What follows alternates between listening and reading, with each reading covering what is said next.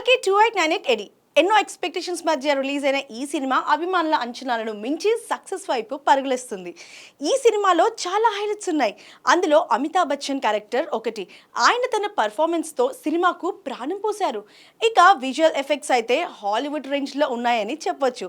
Action sequence కూడా మామూలుగా లేవు. ఇక సినిమాలో మనం చాలా క్యారెక్టర్స్ చూడొచ్చు. అందులో విజయ్ దేవరకొండ క్యారెక్టర్ ఒకటి ఉంది. విజయ్ ఈ సినిమాలో ఉన్నాడని అందరికీ తెలుసు. అయితే ఏ క్యారెక్టర్ చేశాడన్నది ఈ విషయం మాత్రం ఎవరికీ తెలియదు. ఏ క్యారెక్టర్ అన్నది మనం రివీల్ చేయట్లేదు. కానీ విజయ్ క్యారెక్టర్ కూడా సినిమాలో వన్ ఆఫ్ ద హైలైట్ అని చెప్పొచ్చు. విజయ్ స్క్రీన్ టైం చాలా తక్కువ అయినప్పటికీ తనకు ఇచ్చిన ఆ రోల్కి 100% న్యాయం చేశాడు రౌడీ బాయ్. విజయ్తో పాటు దుల్కర్ సల్మాన్ కూడా ఒక ముఖ్య పాత్ర పోషించాడు. ఇక కల్కి 2898 ఎడి మంచి రెస్పాన్స్తో థియేటర్లో దూసుకెళ్తుంది.